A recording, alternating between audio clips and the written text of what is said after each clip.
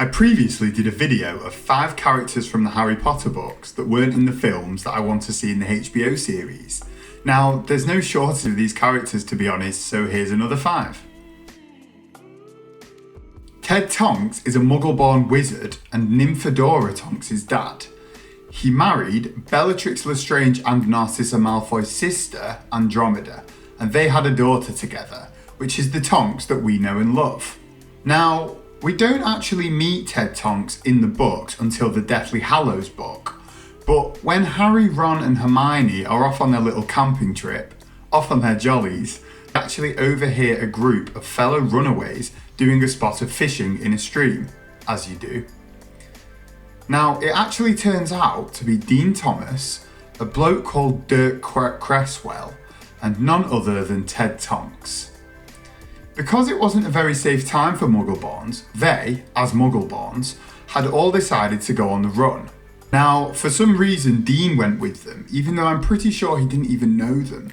They were also with a couple of goblins, including Griphook. I always love how, when things started getting bad for Muggleborns, Ted Tonks went on the run, leaving his family at home. His wife, a pureblood, and daughter, a half-blood, obviously didn't feel that they were in enough danger to warrant them going on the run. So they just left Ted, their beloved family member, to go off on the run with some random other Muggleborns. Savage if you think about it. I'd like to think if my dad was a Muggleborn in such a situation, I would go with him. And not just be like, see ya, hope you don't die. Anyway, so sadly the next thing we hear is that Ted Tonks got killed by some Voldemort supporters. I hope his wife and daughter felt terrible for letting him go off on his own. Savage. The cool Weasley. Not that none of the others aren't cool, it's just I always think Charlie is the coolest. We don't really get too much of Charlie in the books to be honest, but it's defo more than we get in the films, which is literally nothing. In the books, we hear about him in the first book, but don't actually meet him. We meet his friends, but not him. I'm not really sure why he wasn't there himself, but for whatever reason he decided that when it came to collecting Norbert the Dragon from Harry and Hermione, Charlie would send his friends and not go himself. Lazy guy. And selfish. Letting his mates take the risk and not him. Anyway, so we don't actually meet him properly in the books until book 4. When Harry arrives at the Weasleys' home at the start of the book, Charlie is there. He's described as short, stocky, well-muscled, with a broad face, red hair and blue eyes. He's got blisters and burns all over him, presumably because he works with dragons. Or it could just be because he doesn't have good oven gloves. Anyway, so he goes with them to the Quidditch World Cup. And later on, he dutifully plays his part to help fight off the Death Eaters at the World Cup with Percy and Bill. He appears later in the same book when the dragons are brought to Hogwarts for the first task of the Triwizard Tournament. When Hagrid sneaks Harry to have a look at the dragons before the first task, Charlie has a little catch-up with Hagrid and tells Hagrid that Norbert, previously thought to be a bloke, is actually a female. Good old Norbert. Or Norberta, should I say.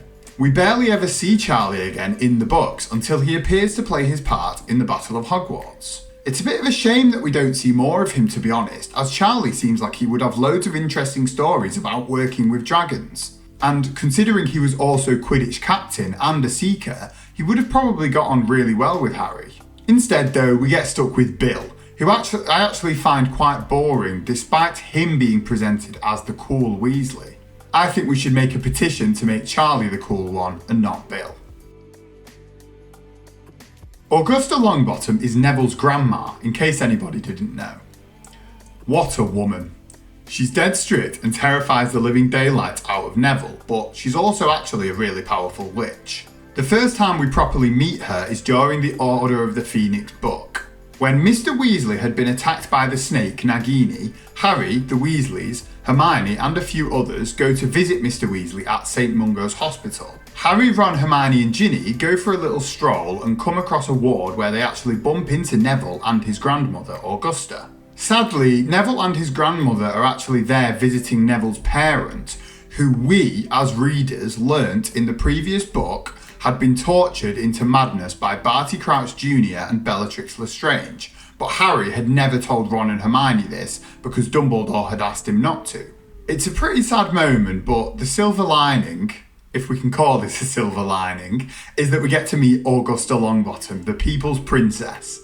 When Ron and Hermione ask Neville who is behind the curtains, he doesn't really respond, but Augusta comes over and tells them proudly that it is Neville's mum and dad, and she tells them what happened to them. She's a bit critical of Neville generally and tells Harry, Ron and Hermione that he doesn't quite have his father's talent. Bit harsh.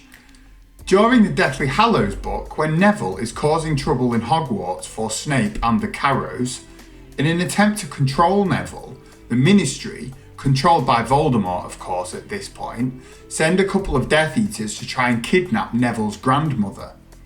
Thinking that she is a vulnerable little old lady, they only send a couple of mediocre people. Needless to say, she escaped them and they both ended up in hospital with serious injuries, and Augusta went on the run.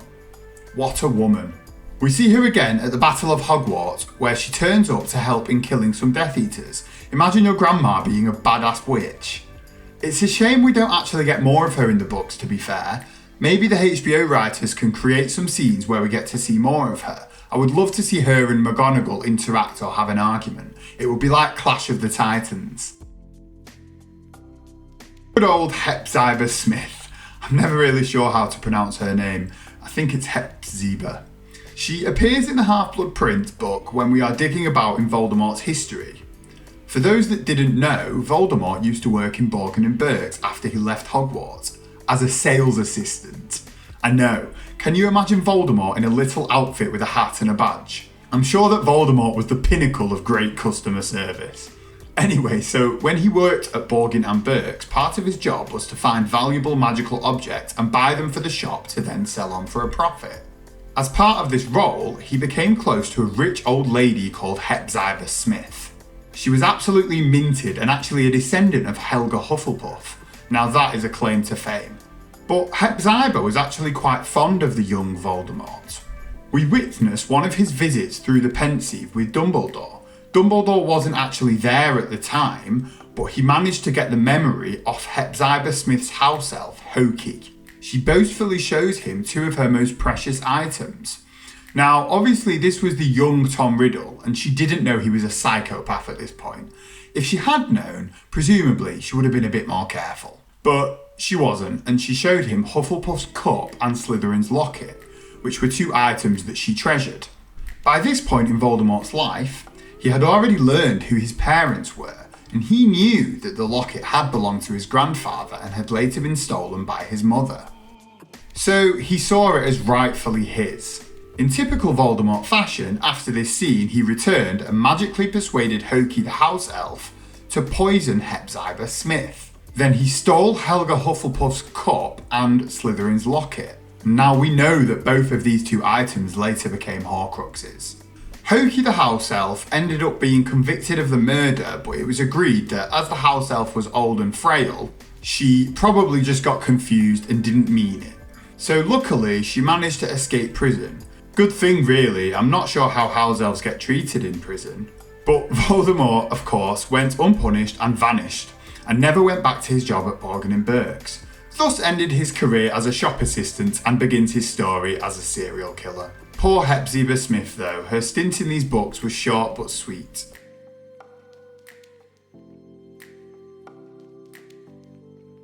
The useless, forgetful Bertha Jorkins. She was shunted from department to department in the Ministry of Magic due to her incompetence and general forgetfulness. I've mentioned her in a previous video, but here she gets her very own moment in the spotlight.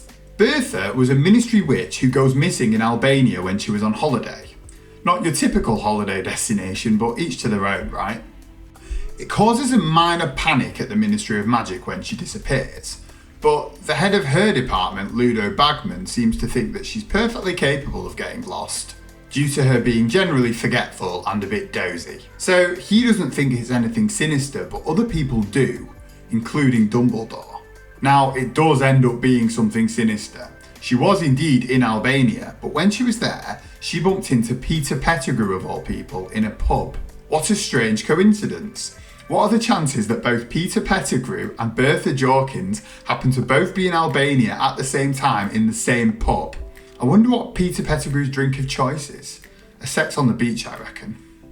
Anyway, so Peter Pettigrew was on his way to find Voldemort, who was rumoured to be hanging out in Albania. I'm not sure why, I guess he just likes chilling there. Maybe he's got some old friends who live there and that's where he goes when he's feeling a bit down in the dumps. Anyway, so Peter Pettigrew bumps into Bertha, who recognises him. If you remember though, at this point, everybody believed Pettigrew to be dead.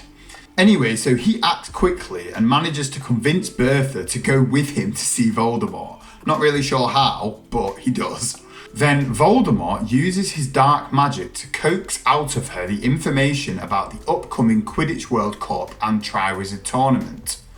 She knows about these events coming up as she works in the Department of Magical Games and Sports. So basically, she's got all the gossip.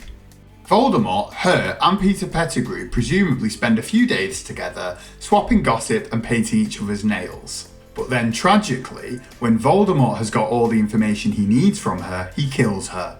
Classic Voldemort, what a bully. Poor old Bertha though. She is actually very important to the story though. Had Voldemort not got hold of her, he wouldn't have learnt about the Triwizard Tournament, and crucially about Barty Crouch Jr. having escaped from prison. Now, this actually kicked off his grand old plan to plant Barty, disguised as Moody, in Hogwarts. Bertha should have definitely been in the films, and she will surely be in the HBO series in season 4. It would be an absolute crime if she wasn't. So, there's another 5 characters criminally missed out from the films who will surely be features of the HBO series. We don't actually meet any of these until book 4, so we're going to have to wait yonks to find out. If you enjoyed this video, give the video a like, drop it a comment and subscribe to the channel for more.